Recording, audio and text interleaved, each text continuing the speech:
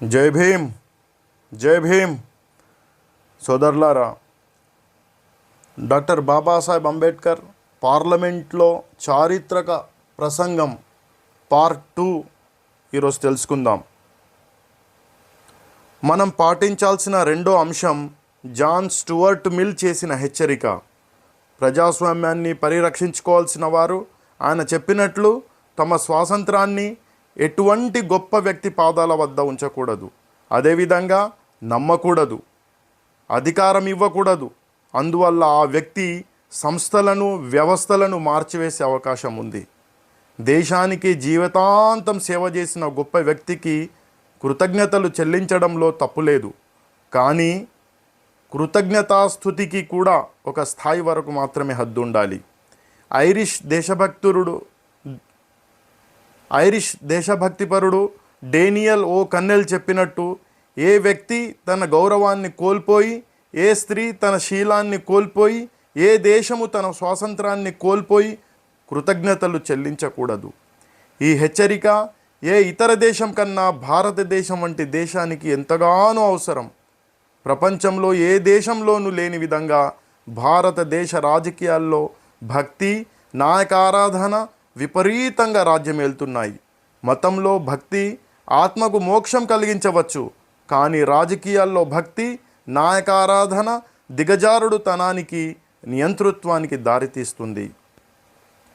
కేవలం రాజకీయ ప్రజాస్వామ్యంతోనే సంతృప్తి చెందరాదన్నది మూడో అంశం. మన రాజకీయ ప్రజాస్వామ్యాన్ని మనం సామాజిక ప్రజాస్వామ్యంగా పరివర్తన చెందించుకోగలగాలి. సామాజిక ప్రజాస్వామ్య పునాది లేకుండా రాజకీయ ప్రజాస్వామ్యం మనజాలదు. సామాజిక ప్రజాస్వామ్యం అంటే ఏమిటి?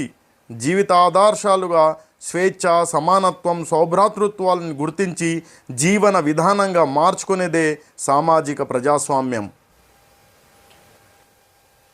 ఈ స్వేచ్ఛ, సమానత్వం, సౌభ్రాతృత్వం సూత్రాలు 3 విడదీయరాని అంశాలు.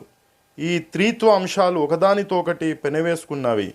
వాటిని ఒకదానితో ఒకటి విడదీస్తే ప్రజాస్వామ్యం ఓడిపోతుంది. స్వేచ్ఛను సమానత్వం నుంచి, సమానత్వాన్ని సౌభ్రాతృత్వం నుంచి, అదేవిధంగా స్వేచ్ఛ, సమానత్వాలను సౌభ్రాతృత్వం నుంచి విడదీయకూడదు. సమానత్వం లేని స్వేచ్ఛ బహుజనంపై అల్పజనుల ఆధిక్యతను స్థిరీకరిస్తుంది. సమానత్వం లేని స్వేచ్ఛ వ్యక్తి చొరవను చంపేస్తుంది.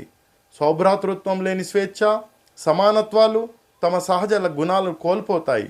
అప్పుడు వాటిని అమలు చేసేందుకు ఒక పోలీస్ కానిస్టేబుల్ అవసరమవుతాడు.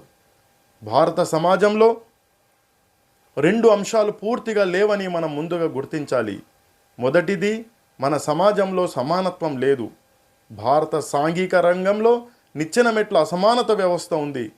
ఇందువల్ల కొందరు అధికులుగా, మిగిలిన వారు అల్పులుగా గుర్తించబడుతున్నారు. ఆర్థిక రంగంలో అనంత ఐశ్వర్యాలతో కొందరు తులతూగుతుంటే బహుజనులు పేదరికంలో మగ్గిపోతున్నారు.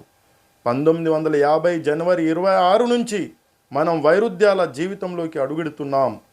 రాజకీయాల్లో సమానత్వం ఉంటుంది, కానీ సాంఘిక, ఆర్థిక రంగాలలో అసమానత్వం ఉంటుంది. రాజకీయాల్లో ఒక మనిషికి ఒక ఓటుకు ఒక విలువ అనే సూత్రాన్ని గుర్తిస్తున్నాం. కానీ మన సాంఘిక ఆర్థిక నిర్మాణ రీత్యా మన సాంఘిక ఆర్థిక జీవితంలో ఒక మనిషికి ఒక విలువ అనే సూత్రాన్ని మనం నిరాకరిస్తూనే ఉంటాం. ఈ వైరుధ్యాల జీవనాన్ని మనం ఎంతకాలం కొనసాగిస్తాం? సాంఘిక ఆర్థిక జీవితంలో అసమానత్వాన్ని ఇంకా ఎంతకాలం మనం కొనసాగిస్తాం? ఇలా అసమానత్వాన్ని కొనసాగించడం ద్వారా మన రాజకీయ ప్రజాస్వామ్యాన్ని ప్రమాదంలో నెట్టివేస్తాం. సాధ్యమైనంత త్వరగా మనం ఈ వైరుధ్యాన్ని పోగొట్టాలి. లేకుండా ఎంతో కష్టాన్ని ఈ రాజ్యాంగ సభ రూపకల్పన చేసిన రాజకీయ ప్రజాస్వామ్యాన్ని అసమానత్వంతో పీడించబడుతున్న ప్రజలు పేల్చివేస్తారు. సౌభ్రాతృత్వాన్ని కూడా గుర్తించాలన్న అవసరాన్ని మనం గుర్తిస్తున్నాం. సౌభ్రాతృత్వం అంటే ఏమిటి? భారతీయులమందరము ఒకటే అన్న భావనే సౌభ్రాతృత్వం. సాంఘిక జీవితంలో ఐక్యత, సంఘీభావాన్ని ఈ సౌభ్రాతృత్వ సూత్రం కలిగిస్తుంది. ఈ భావన కలిగించడం అత్యంత కష్టతరమైన అంశం. ఈ భావన సాధించడం ఎంత కష్టమైనదో తెలిపేందుకు యునైటెడ్ స్టేట్స్ ఆఫ్ అమెరికా గురించి జేమ్స్ బ్రైస్ తన అమెరికన్ కామన్వెల్త్లో చెప్పిన కథ నుంచి మనం తెలుసుకోవచ్చు. జేమ్స్ బ్రైస్ మాటల్లో చెప్పాలంటే ఆ కథ ఇలా ఉంది. కొన్నేళ్ల క్రితం అమెరికన్ ప్రొటెస్టెంట్ ఎపిస్కోపల్ చర్చి 300 ఏళ్ల సమావేశం జరిగింది. ప్రార్థనలో కొన్ని అంశాలను మార్చాలని ఆ సమావేశం నిర్ణయించింది. ప్రార్థనలో ఒక వాక్యం చేర్చాలని న్యూ ఇంగ్లాండ్కు చెందిన ప్రసిద్ధ క్రైస్తవ మతబోధకుడు ప్రతిపాదించగా సమావేశం ఆమోదించింది. ఆ వాక్యం, ఓ దేవుడా, మా జాతిని ఆశీర్వదించు. మరుసటి రోజు ఆ వాక్యాన్ని ప్రార్థనలో ప్రస్తావించినప్పుడు జాతి అనే పదాన్ని భక్తులు తీవ్రంగా వ్యతిరేకించారు. అందువల్ల ఆ పదాన్ని తీసివేసి, ఓ దేవుడా, యునైటెడ్ స్టేట్స్ని ఆశీర్వదించు అని ప్రార్థన వాక్యాన్ని మార్చారు. ఆ సమయంలో అమెరికా ప్రజలు తామంతా ఒకే జాతి అని అంగీకరించడానికి సిద్ధంగా లేరు. యునైటెడ్ స్టేట్స్ ఆఫ్ అమెరికా ప్రజలే తమను ఒక జాతిగా అంగీకరించడానికి సిద్ధంగా లేకపోతే ఇక భారతదేశంలో ఆ పదాన్ని అంగీకరించడం ఇంకెంత కష్టం ఒకసారి ఆలోచించండి. రాజకీయ స్పృహ కలిగిన భారతీయులు భారత ప్రజలు అనే పదాన్ని నిరసించి భారత జాతి అనే పదాన్ని కోరుకున్న విషయం నాకు తెలుసు. మనమంతా ఒకే జాతి అని భావించడం ద్వారా మనం ఒక పెద్ద భ్రమలో ఉన్నాం. వేల కులాలుగా విభజనకు గురైన ప్రజలు ఒకే జాతిగా ఎలా మనగలరు? సామాజికంగా మానసిక పరంగా మనం ఇంకా ఒకే జాతిగా మారలేదన్న వాస్తవాన్ని మనం ఎంత తొందరగా గుర్తిస్తే అంత మంచిది. అప్పుడే మనం ఒక జాతిగా రూపొందాలన్న స్పృహ కలిగి ఆ లక్ష్యాన్ని చేరుకునేందుకు ప్రయత్నాలు మొదలు పెడతాం. కానీ యునైటెడ్ స్టేట్స్ కంటే కూడా మన దేశంలో ఈ వాస్తవాన్ని గుర్తించడం చాలా కష్టం. అమెరికాలో కులం లేదు, ఇండియాలో కులాలున్నాయి. కులాలు జాతి వ్యతిరేకం. ఎందుకంటే మొదటగా అవి సామాజిక జీవితంలో విడివిడిగా ఉండేందుకు ప్రజలను ప్రోత్సహిస్తాయి. కులాలు జాతి వ్యతిరేకం. ఎందుకంటే అవి అసూయను, పరస్పర విద్వేషాన్ని కలిగిస్తాయి. మనం ఒక వాస్తవ జాతిగా రూపొందాలంటే ఈ అడ్డంకుల్ని అధిగమించాలి. ఒక జాతి ఏర్పడినప్పుడే సౌభ్రాతృత్వం సాధ్యమవుతుంది. సౌభ్రాతృత్వం లేని స్వేచ్ఛ, సమానత్వం గోడకు వేసిన సున్నం లాంటివి. మన ముందు భవిష్యత్తులో మనకు ఎదురయ్యే సవాళ్ళు ఇవి. ఈ విషయాలు చాలామందికి రుచించకపోవచ్చు. ఈ దేశంలో రాజకీయ అధికారం చాలా కాలంగా అల్పజనుల గుత్తాధికారంగా ఉండి బహుజనులను బరువులు మోసే పశువుల్లా చూసింది, వారిని వధించింది. ఈ గుత్తాధిపత్యం బహుజనుల అభివృద్ధి అవకాశాలను దెబ్బతీయడమే కాక వారి జీవితాన్ని, జీవన సారాన్ని పిండి పీల్చి పిప్పి చేసింది. ఈ పీడిత వర్గాలు పాలితులుగా ఉండి అలసిపోయారు. వారు తమను తామే పాలించుకోవాలన్న ఆతృతతో ఉన్నారు. పీడిత వర్గ ప్రజల్లో వస్తున్న ఈ స్వీయ స్పృహ వర్గ పోరాటం లేదా వర్గ యుద్ధానికి దారి తీయకముందే మనం మేల్కోవాలి.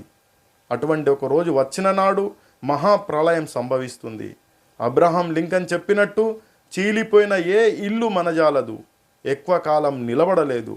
అందువల్ల పీడిత వర్గ ప్రజల ఆకాంక్షలను ఎంత త్వరగా మనం గుర్తించగలిగితే ఈ దేశానికి, దేశ స్వాతంత్ర్యానికి, ప్రజాస్వామ్య వ్యవస్థకు అంత మంచిది.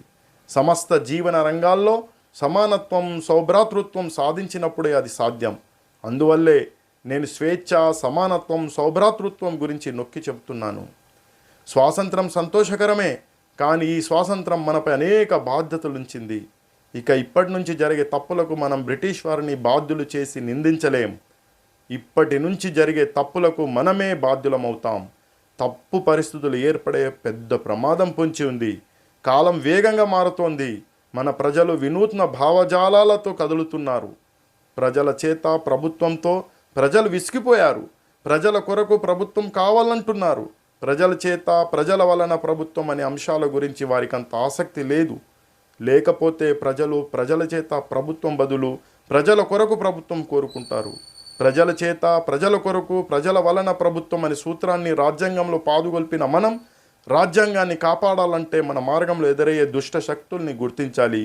అలా చేయడమే దేశసేవ. ఇంతకంటే వేరే మార్గమే లేదు. Thank you. జై భీమ్, జై భారత్.